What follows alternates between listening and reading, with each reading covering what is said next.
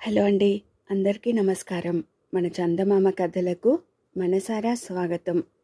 మనం బొమ్మరిల్లులోని వసుంధర గారి రచన నూరుకట్ల పిశాచం కథలు చెప్పుకుంటున్నాం కదండి. ఇప్పుడు నూరుకట్ల పిశాచం కథల్లోని 18వ కథ వంకర టింకర బండి చెప్పుకుందామండి. రచన వసుంధర గారు. ఇక కథలోకి వెళ్దామా? ఒక గ్రామంలో నాగరాజు అనే సంపన్న గృహస్థుడున్నాడు. ఉన్నంతలో 10 మందికి సాయం చేస్తూ మంచివాడని పేరు తెచ్చుకున్నాడు. ఒకరోజు ఆయన వీధి అరుగు మీద కూర్చుని ఉండగా ఇంటి ముందు ఓ గుర్రం ఆగింది. దానిమించి దిగిన రౌతు నాగరాజుకు నమస్కరించి, నాగరాజు గారు తమరేనా అండి అని అడిగాడు. నాగరాజుకు ఆ మనిషెవరో తెలియక, ఎవరు బాబు నువ్వు అన్నాడు. నేను వల్లభపట్నం నుండి వస్తున్నానండి.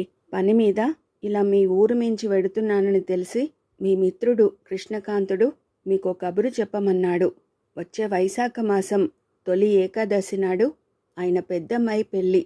తమరు సకుటుంబంగా వచ్చి తీరాలని మరీ చెప్పమన్నారు. మీరు రాకపోతే నేను కబురు చెప్పలేదనుకుంటారు. కబురు అందితే మీరు తప్పక వస్తారని ఆయన నమ్మకం అన్నాడా రౌతు. హఠాత్తుగా కృష్ణకాంతుడి పేరు విన్న నాగరాజుకి బుర్ర సరిగా పనిచేయక రౌతును కాసేపు ఉండమని కోరాడు. కానీ నాకు చాలా పనులున్నాయండి, వీలు చూసుకుని మరోసారి మీ ఇంటికొచ్చి ఉంటాను అని రౌతు హడావుడిగా వెళ్ళిపోయాడు. నాగరాజు తనకొచ్చిన ఈ ఆహ్వానం గురించి భార్య సుందరమ్మకి చెప్పాడు. కృష్ణకాంతుడంటే మీ చిన్ననాటి స్నేహితుడంటూ ఉంటారు, ఆయనేనా అన్నదామె. అవునని తలూపాడు నాగరాజు.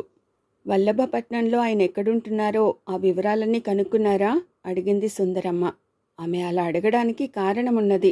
నాగరాజు ఇంచుమించు ప్రతిరోజు కృష్ణకాంతుడి గురించి ఇంట్లో చెబుతూనే ఉంటాడు.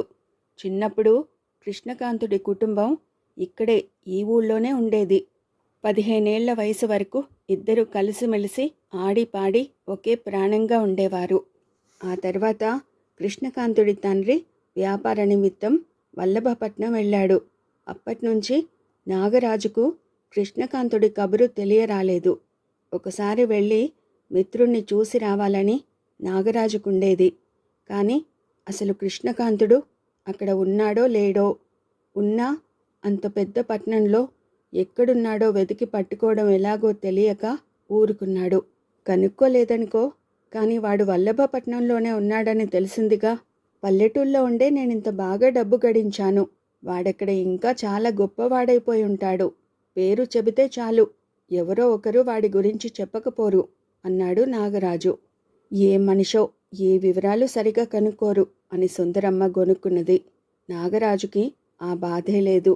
తన భార్య, 2 కొడుకులు, 2 కుమార్తెలతో కలిసి ఇంటిలిపాది పెళ్లికి వెళ్ళాలని తీర్మానించాడు. ఇంతమంది పట్నం ఎలా వెడతామండి అన్నది సుందరమ్మ. మన బండి ఉందిగా, మనం 6గురమేగా, అందులో సులభంగా 10 మంది పడతారు. మన గుర్రం కూడా బలమైనది. పట్నం ప్రయాణం కనీసం 2 రోజులు పడుతుంది. ఆటుకి పోటుకి ఈ బండి గుర్రం తప్ప ఇంకేవి తట్టుకోలేవు అన్నాడు నాగరాజు. నాగరాజు ఇంట పూర్వీకుల కాలం నాటి గుర్రపు బండి ఒకటి ఉన్నది. నాగరాజు తాత కొత్తగా పని నేర్చుకుంటున్న ఓ వడ్రంగి చేత ఆ బండి తయారు చేయించాడు. ఆ వడ్రంగి ఆ బండిని ఎలా తయారు చేశాడంటే, చూసిన వారందరూ దాన్ని వంకర టింకర బండి అనేవారు. ఆ ఊళ్ళో సూరయ్య అనేవాడి దగ్గర నుండి ఆ బండికి ఓ గుర్రాన్ని కొన్నాడు నాగరాజు తాత. ఆ గుర్రాన్ని అందరూ గాడిద అనేవారు. చూపులకు కూడా అది అలాగే ఉండేది. అయితే అది గాడిద కంటే కాస్త ఎత్తుగా ఉన్నది కాబట్టి గుర్రమే అయ్యుండాలని నాగరాజు తాత అనేవాడు. ఆ బండి తమ కుటుంబానికి అచ్చొచ్చిందని నాగరాజు నమ్మకం. బండికి మరమ్మత్తు వస్తే కూడా ఆకారం మారకుండా ఆ మేరకు మాత్రమే బాగు చేయించేవాడు.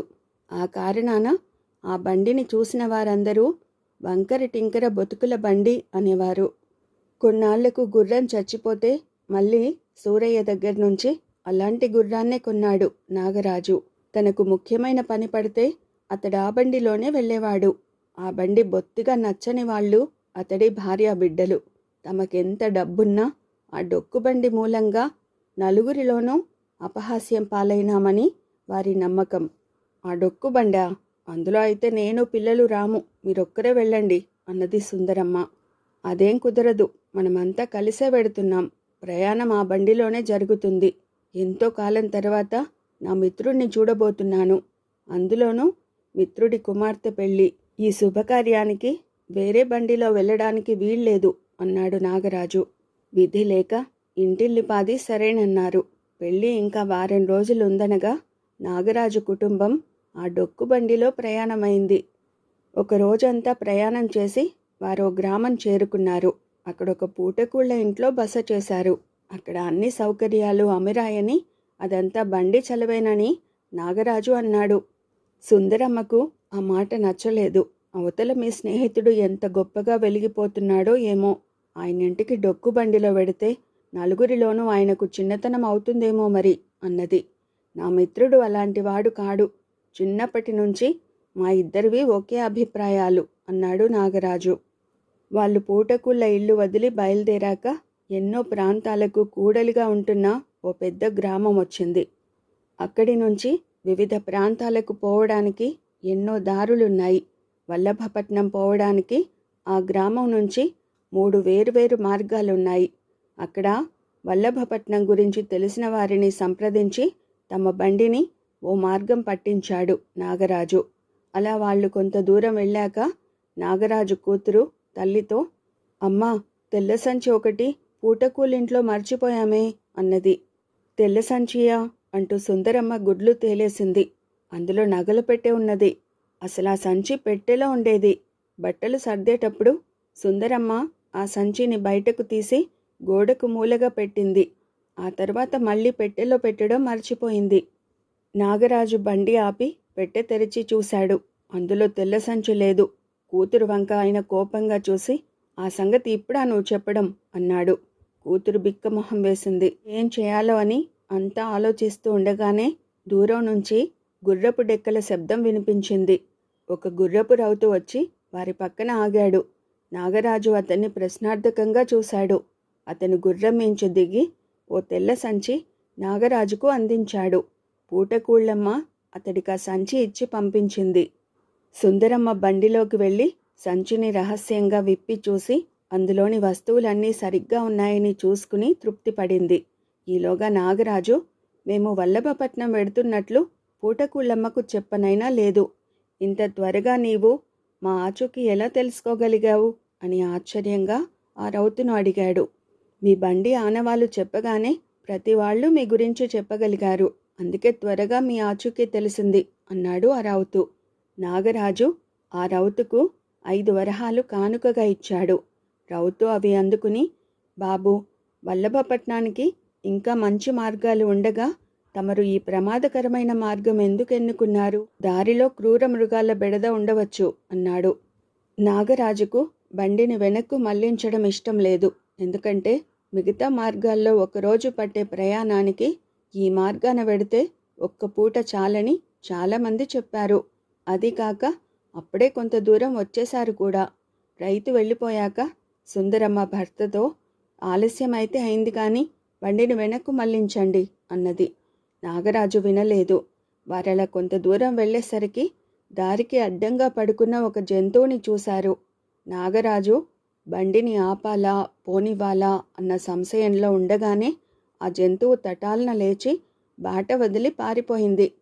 అది ఒక పెద్ద పులి అని బండిలోని వారందరికీ స్పష్టంగా తెలిసింది.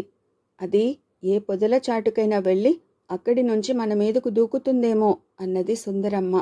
లేదమ్మా, మన బండి కదులుతుంటే రకరకాల చప్పుళ్ళవుతున్నాయి. అది విని బెదిరి పెద్ద పులే పారిపోయిందంటే మనకింక ఏ క్రూర జంతువుల బెడద ఉండదు, నిశ్చింతగా ఉండొచ్చు అన్నాడు నాగరాజు పెద్ద కొడుకు. ఆ విధంగానే ఆ తర్వాత ఇంకా ఏ బెడద లేకుండానే నాగరాజు కుటుంబం వల్లభపట్నం చేరుకుంది. పెద్ద పెద్ద భవంతులతో జనం నిండిన వీధులతో ఉన్న ఆ పట్నం చూడగానే మతిపోయినట్లయింది నాగరాజుకి. అంత పెద్ద పట్నంలో తాను కృష్ణకాంతుడి ఆచూకీ తెలుసుకునేదెలాగో అని నాగరాజు బెంగపడ్డాడు. అంతలో ఒక వ్యక్తి ఎదురై చేయి చాపి బండి ఆపాడు. నాగరాజుని సమీపించి, అయ్యా, కృష్ణకాంతుడి ఇంటికని బయలుదేరిన నాగరాజు తమరుగాని కాదు కదా అని అడిగాడు. నా గురించి నీకెలా తెలుసు అని నాగరాజు ఆశ్చర్యపోతే ఆ వ్యక్తి నవ్వి, తమరు సకుటుంబంగా వస్తారని, తమకి తన ఇల్లు కనుక్కోవడం కష్టమవుతుందని అనుమానించిన కృష్ణకాంతుడు తమకి దారి చూపడానికి ఊళ్ళో నలుమూలలా కొందరు మనుషుల్ని నియోగించాడు అన్నాడు. నాగరాజు సంతోషించి, ఈ ఏర్పాటు బాగుంది, కానీ నేనే నాగరాజునని ఎలా అనుకున్నావు అని అడిగాడు. మీ బండి చూసి గుర్తించాను అన్నాడా మనిషి. సుందరమ్మకు పిల్లలకు చచ్చేటంత అవమానంగా అనిపించింది. కృష్ణకాంతుడు తన భర్తకు చిన్ననాటి మిత్రుడు. ఆయనకి బండి గురించి ఇంకా గుర్తుండే ఉంటుంది. అందుకే తన మనుషులకు వివరాలన్నీ చెప్పి ఉంటాడనుకున్నది సుందరమ్మ. ఆ మనిషి దారి చూపించగా బండి కృష్ణకాంతుడి ఇల్లు చేరుకుంది. కృష్ణకాంతుడి ఇల్లు దివ్య భవనంలాగా ఉన్నది. అటువంటి ఇంటి ముందు తమ బండి నుంచి దిగడానికి సుందరమ్మ పిల్లలు సిగ్గుపడ్డారు. నాగరాజు వచ్చినట్లు తెలియగానే కృష్ణకాంతుడు స్వయంగా చూడవచ్చాడు. 2 చేతులు చాపి నాగరాజును కౌగిలించుకున్నాడు. తర్వాత ఇద్దరూ ఒకరి కుటుంబాలనొకరు పరిచయం చేసుకున్నారు. పరస్పర కుశల ప్రశ్నలయ్యాక నాగరాజు మిత్రుణ్ణి చూసి, ఏరా, నా బండి గురించి నీ పనివాళ్లకు చెప్పావా? వాడిట్టే గుర్తుపట్టేశాడు అన్నాడు. బండి గురించి చెప్పడం ఏమిటి అని కృష్ణకాంతుడు ఆశ్చర్యపోయాడు. నాగరాజు ఆయనకి తన బండి గురించి, జరిగిన అనుభవాల గురించి వివరంగా చెప్పాడు. ఓ అదా అని కృష్ణకాంతుడు నవ్వి, నేను చెప్పలేదు గాని మా వాడికి నీ బండి విషయం మరోలా తెలిసి ఉంటుంది. మా నాన్న వ్యాపారం కోసం ఇక్కడికి వచ్చినప్పుడు మీకు అచ్చొచ్చింది కదా అని తాను ఇక్కడ అలాంటి బండినే చేయించాడు. దానికి అలాంటి గుర్రాన్నే కొన్నాడు. ఆయనకు తర్వాత నాకు కూడా అది అచ్చొచ్చింది. ఎవరు నవ్వినా సరే నేను ఆ బండినే వాడుతుంటాను. పద, నా బండి చూద్దువు గాని అంటూ నాగరాజు కుటుంబాన్ని ఇంటి పెరట్లోకి తీసుకెళ్లాడు. అక్కడ ఇంచుమించు నాగరాజు బండి వంటిదే ఒకటి ఉన్నది. అంటే కృష్ణకాంతుడి పనివాడు నాగరాజు బండిని చూసి, ఇలాంటి బండి కృష్ణకాంతుడి స్నేహితుడికి తప్ప వేరెవరికీ ఉండి ఉండదు అని తీర్మానించుకుని సులభంగా నాగరాజును గుర్తుపట్టాడన్నమాట. కృష్ణకాంతుడి బండి చూశాక సుందరమ్మకు పిల్లలకు ఏడవాలో నవ్వాలో తెలియలేదు. ఆ తర్వాత నుంచి వాళ్ళు తండ్రి వాడే డొక్కు బండిని హేళన చేయలేదు. దీని ప్రయోజనం దానిది అని తమలో తాము అనుకునేవారు. వినయశీలుడి కథ పూర్తి కాగానే, మంచి కథలు వినడానికి మించిన గొప్ప వినోదం ఏమున్నది? ఇప్పుడు నా మనసు ఎంతో తేలిక పడింది. నా కనులకు మత్తు ఆవహిస్తున్నది. ఇటువంటి కథలు వినడానికి బదులు మనసును బాధపెట్టి నిద్ర పాడు చేసే వినోదాలతో ఇంతకాలం నా సమయం వృధా చేసుకున్నాను అనుకున్నది మహారాణి. మహారాణి ఆలోచనలు ఎలా ఉన్నప్పటికీ ఆమెకి కథ బాగా నచ్చింది. ఆమె కథని మెచ్చుకోగానే వినయశీలుణ్ణి ఆవహించిన 100 కట్ల పిశాచానికి మరో కట్టు విడిపోయింది. మర్నాడు వినోద ప్రదర్శనకు ముందు యథాప్రకారం కథ వినడానికి మళ్ళీ వచ్చింది మహారాణి. వినయశీలుణ్ణి ఆవహించి ఉన్న పిశాచం మరో కథ చెప్పడం ప్రారంభించింది.